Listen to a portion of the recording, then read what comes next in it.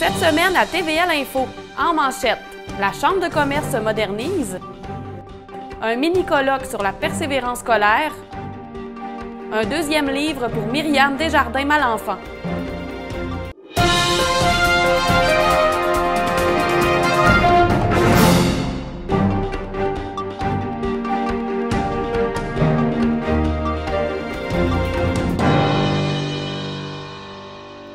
La Chambre de commerce de la Haute-Côte-Nord ne ménage pas ses efforts pour assurer son développement. Dressant un bilan positif de sa dernière année, l'organisme a le vent dans les voiles et fait le plein de nouveautés pour ses 69 membres actifs. Voici mon reportage. Depuis 2 mois, la Chambre de commerce de la Haute-Côte-Nord compte sur un nouveau directeur général. Abder Iziri n'a pas peur des défis. Moi, j'ai travaillé à Montréal, à Laval, Okay. et par après, j'avais envie de travailler là où il y a un environnement, où il y a une proximité avec les citoyens, les gens, les communautés. Donc voilà, je travaille dans ma communauté, en Haute-Côte-Nord. Monsieur Iziri, qui a eu un coup de foudre pour la région lors d'une visite touristique en 1998, est heureux de travailler dans une communauté qui s'entraide. Et donc il y a cette volonté de faire avancer les choses, Oui. et aider nos entrepreneurs, aider nos entreprises, c'est ce qui nous anime ensemble. Et donc et aussi on a des administrateurs qui sont là, volontaires, bénévoles. Je tiens à dire que quand même c'est une communauté qui s'entraide. Je n'ai pas eu un seul partenaire, SADC ou MRC ou des centres communautaires et autres, qui ont répondu négativement. C'est toujours bienvenu. Qu'est-ce que tu as besoin pour faire avancer les choses? Et ça, on ne le trouve pas dans les grandes villes.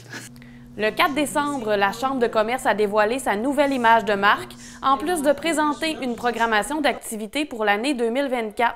Ce vent de nouveautés a été rendu possible grâce au nouveau directeur qui travaille à temps plein maintenant. Entrée de jeu, au mois de janvier, on a une super conférence sur le développement de la Côte-Nord par l'emploi, où est-ce que la ministre Catherine Champagne-Jourdain va être avec nous. Il va y avoir aussi Mme Véronique Proulx de Manufacturiers Exportateurs du Québec. D'autres organisations aussi vont être avec nous pour pouvoir dresser un portrait de la situation. Ça, on le connaît beaucoup, le portrait de la situation, mais aussi d'apporter des solutions qui ont été apportées dans d'autres régions, puis qui sont dans des régions similaires à nous, puis qu'on pourrait aussi appliquer chez nous.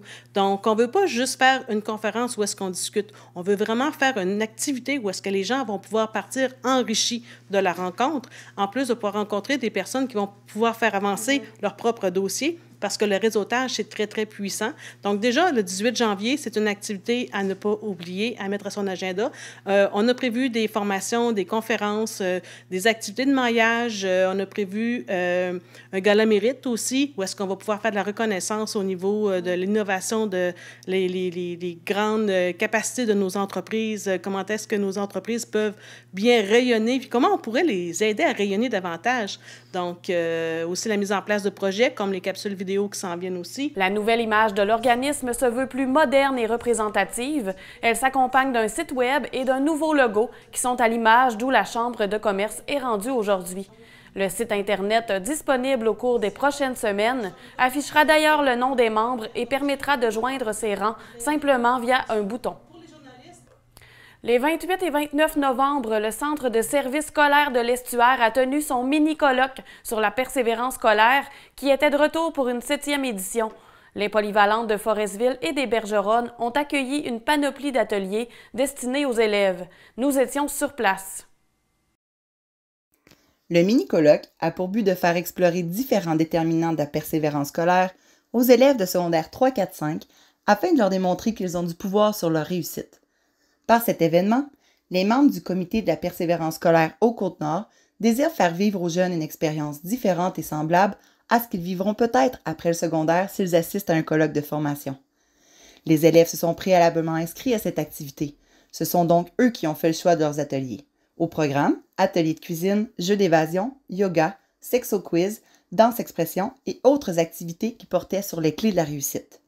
Ainsi, les présentations rejoignent davantage les jeunes quant aux facteurs de risque et de protection qui influencent leur réussite et leur parcours. Le colloque veut également faire connaître les intervenants des ateliers comme personnes ressources aux élèves afin d'attirer leur attention et avoir de l'impact sur leurs préoccupations et leurs aspirations. La persévérance scolaire représente les efforts constants que les élèves doivent fournir afin d'atteindre leurs objectifs personnels. Le but n'est pas de parvenir aux mêmes objectifs que les autres, mais bien de réussir ses propres défis et ses propres rêves. Félicitations au comité organisateur et à l'an prochain. Les personnages inventés et animés par la Forestvilleoise Myriam Desjardins-Malenfant prendront vie à nouveau. L'autrice, qui réside à Fermont depuis plusieurs années, a lancé la saison 2 de son livre « Nos expéditions au nord du 52e parallèle ». Les jeunes lecteurs et leurs parents peuvent se laisser emporter par cette nouvelle histoire à l'image du nord du Québec et par le fait même de la Côte-Nord. Illustrés par Isabelle Grenier, les contes reflètent les activités de plein air et apportent un côté éducatif. Un nouveau personnage s'ajoute à la saison 2. Il s'agit d'Alexis le randonneur, qui est animateur d'une série télé sur la randonnée pédestre et le plein air. Il se joint aussi à la promotion et la vente du livre, dévoile l'autrice.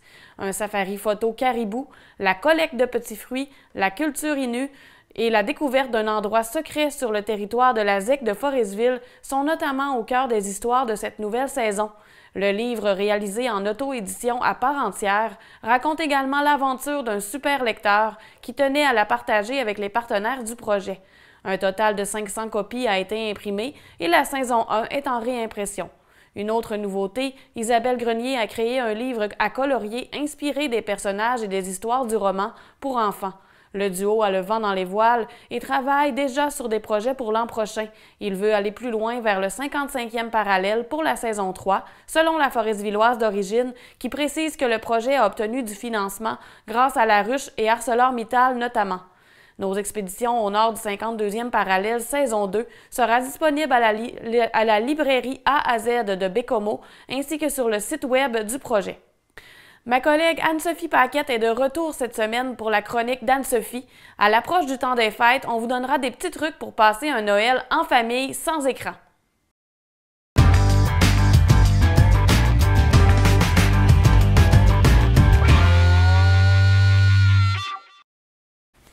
Bonjour Anne-Sophie! Allô Joanie! Donc, de quoi tu es venue nous parler aujourd'hui? Bien, à l'aube des fêtes, j'ai envie de proposer des activités aux familles, puis de vraiment éliminer le plus possible les écrans. Chose qui va être très difficile pendant 2 semaines de congé, on le sait.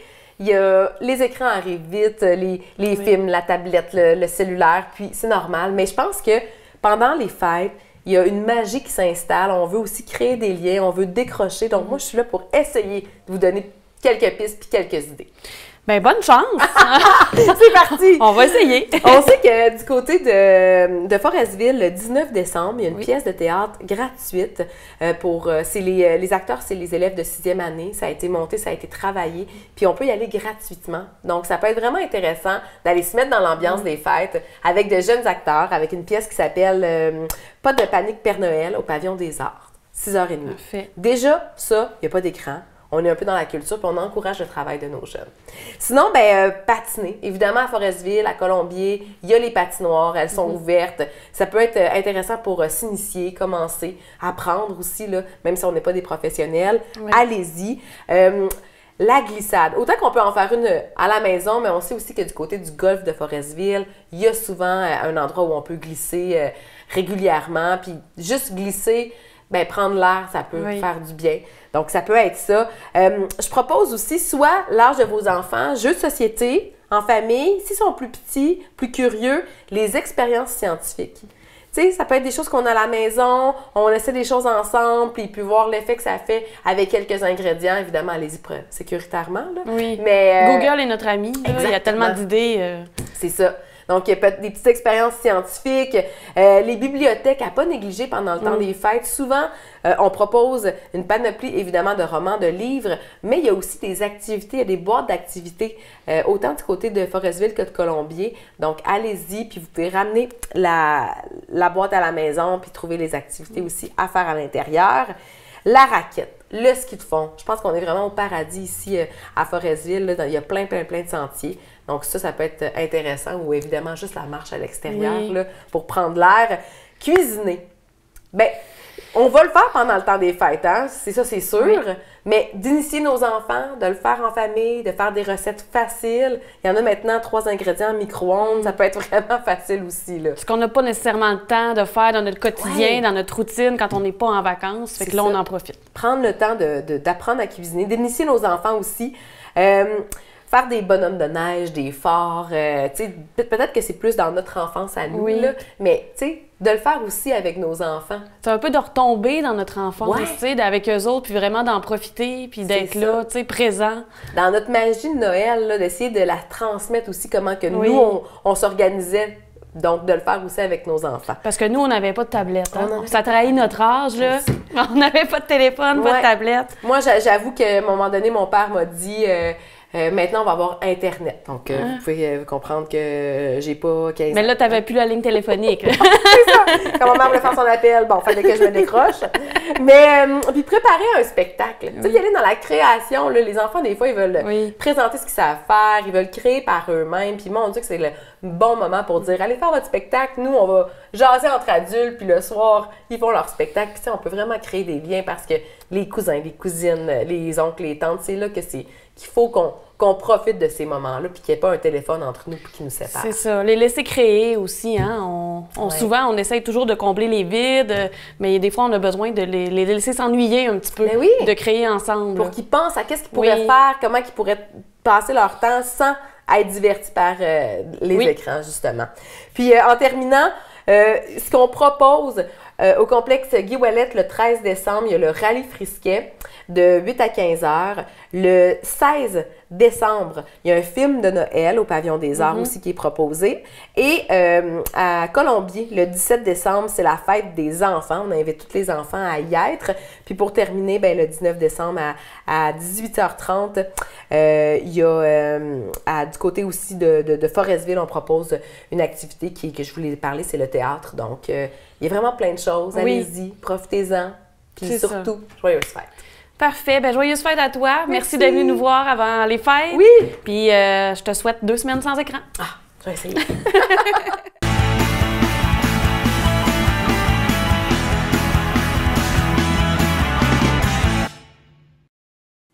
Dans le monde du sport, la Foresvilloise Audrey-Anne Foster représentait le club de patinage artistique de Bécomo au début décembre à Winnipeg lors de sa participation au défi Patinage Canada. Son entraîneuse Karen Sauvageau se dit très satisfaite de ces 2 performances qui lui ont valu le 5e rang sur une possibilité de 33. Ce résultat lui a permis d'obtenir un laissez-passer pour les championnats nationaux canadiens 2024 qui se dérouleront à Calgary du 8 au 14 janvier. C'est ce qui met fin à ce dernier bulletin d'information de l'année 2023. Toute l'équipe de la Télévision du Littoral se joint à moi pour vous souhaiter de joyeuses fêtes. Nous serons de retour en janvier.